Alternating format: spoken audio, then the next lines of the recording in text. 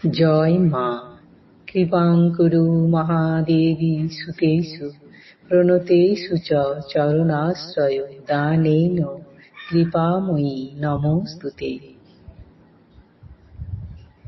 স্বামী পূর্ণাত্মানন্দ মহারাজের লেখা চিরন্তনী সারদা নামক গ্রন্থ থেকে আমাদের পাঠ চলছে। মাতা ঠাকুরানী স্বামী বিবেকানন্দ ও স্বামী ব্রহ্মানন্দের দৃষ্টিতে।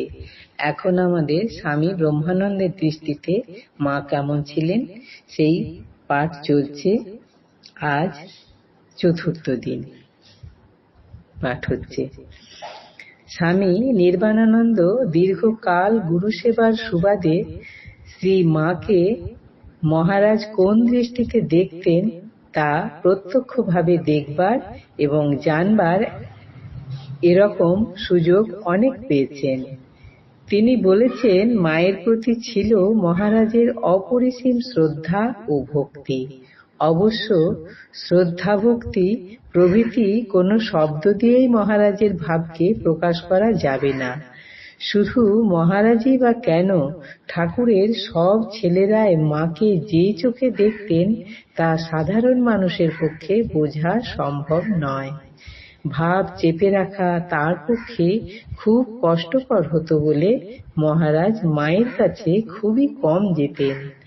আর ওই একই কারণে মায়ের সম্পর্কে তিনি বলতেনও খুব কম।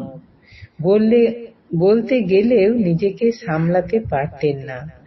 ওরা তো আর মাকে সাধারণ গুরুপত্নী হিসাবে দেখতেন না, সাক্ষাৎ জগৎ জননীকে জীবন্ত দেখতে পেতেন মায়ের মধ্যে। মহারাজ বলতেন, মা হলেন সাক্ষাৎ জগদম্বা, নরদেহে স্বয়ং ভগবতী।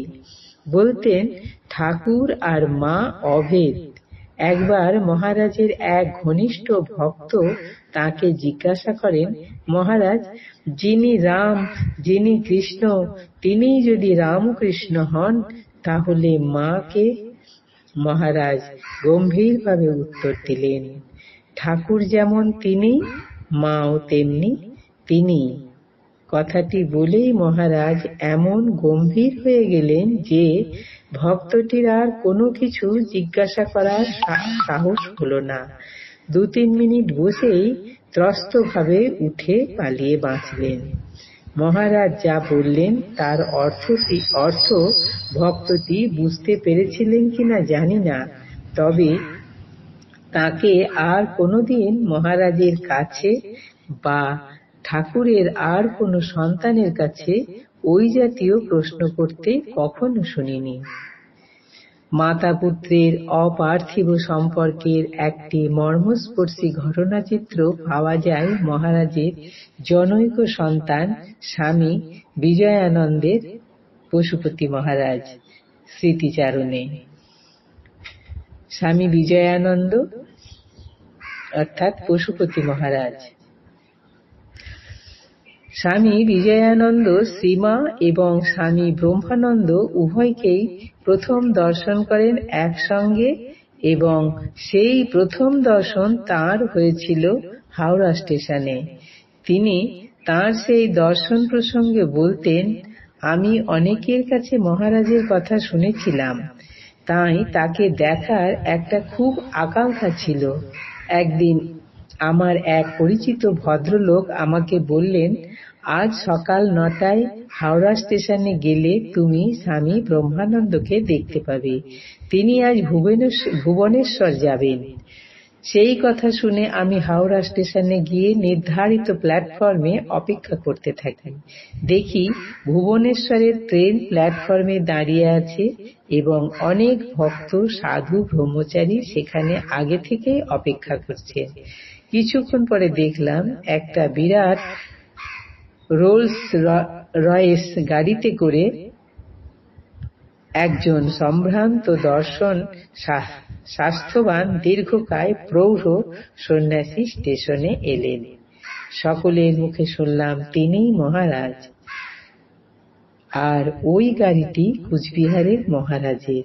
মহারাজ কিন্তু প্ল্যাটফর্মে ঢুকে তার ট্রেনে না উঠে পাশের প্ল্যাটফর্মে যে ট্রেনটি দাঁড়িয়েছিল সেই দিকে হাত জোর করে